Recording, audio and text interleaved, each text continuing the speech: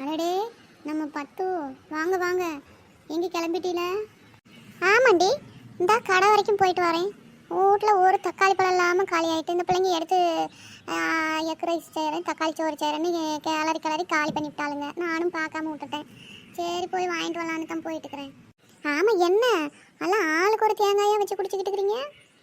இதை பார்த்தா உங்களுக்கு தேங்காய் மாதிரியா தெரியுது? நல்லா ஊற்று பாருங்க. இளநி அம்பிட்டு கஷ்டப்பட்டு மரத்தில் ஏறி இளநி பிடிங்கிட்டு வந்தால் தேங்காயம்ல தேங்காய். அட என்னங்கடி, எனக்கு என்ன இளநிக்கு வித்தியாசமாக தெரியாது? இளநினா மூக்கு சளியாட்டம்ல இருக்கும். அடைச்சி இளநி குடிக்கும்போது என்ன பேச்சு இது? மூக்கு சளி நாக்கு சளின்னுக்கிட்டு எனக்கு வேற இனிமே தொண்டைக்குள்ளேயே இறங்காத. இனிமேல் எப்போ இளநி குடித்தாலும் இதே தான் மண்டைக்குள்ளே ஓடும். ஐயோ கொடுமை கொடுமை. அது சரி, ரொம்ப நடிக்காதீங்க ரெண்டு பேரும். உமா கண்ணு என்ன ஒரு பக்கமாக இழுத்துட்டு கிடக்கு. அதை வந்துட்டு எங்ககிட்ட கேட்டா எப்படி? அவகிட்ட கேளுங்க என்னாச்சுன்னு. என்ன பாப்பா மண்டையில கட்டு என்ன மாதிரி உனக்கு? எனக்கு கண்ணில் வீங்கிட்டு உனக்கு மண்டையில் எதுவும் வீங்கிட்டோ? சீச்சி, அப்படிலாம் இல்லை, வீக்கம்லாம் இல்லை. எனக்கு இந்த டஸ்ட் அலர்ஜி, வெயில் அலர்ஜி.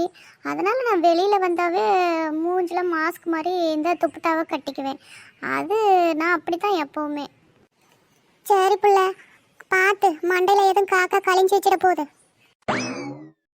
காக்கா ஏன் மண்டையில் கழுவணும்? இந்த அக்கா என்ன லூஸ் மாதிரி உளறிட்டு இருக்கு.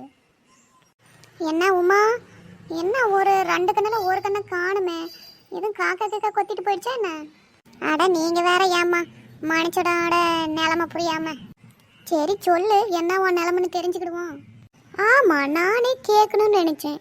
என்னாச்சு உமாக்கா? கண்ணில் ரொம்ப ரெட்டிஷாக வீங்கிட்டு போயிருக்கு. ஒரு கண்ணு தான் தெரியுது, ஒரு கண்ணு ஃபுல்லாக மூடிட்டு. 2 பேரும் வெந்த பொண்ணில் வேலை பச்சுற மாதிரி கேள்வியாக கேட்டு கொள்ளுறாங்க. நான் எப்படி சொல்கிறது? தேங்காய் களவாண்ட போன இடத்துல கண்ணு நொல்லையாயிட்டுன்னு. ஆட உங்ககிட்ட சொல்கிறதுக்கு என்ன? நேற்று மத்தியானமாக அப்போ அங்கே போய்கிட்டு இருந்தோம் பக்கத்து ஊருக்கு. சரி, அதுக்கப்புறம் என்ன நடந்துச்சு? ஏட்டி உமா, அவங்க தான் கதை கேட்க அம்பிட்டு ஆர்வமாக்குறாங்களே. என்ன நடந்துச்சு ஏது நடந்துச்சுன்னு விலாவரியாக விளக்கி சொல்லி சட்டுனா. விளக்கமா வேற சொல்லணுமா? உங்க கூட வந்தா விளக்கு மாத்தடித்தான் மிஞ்சுன்னு எப்படி நான் அவங்க கிட்ட சொல்றதுன்னு நம்ம யோசிச்சுட்டு இருக்கிறேன். என்ன விளக்கு மாத்தல அடி வாங்குனீங்களா?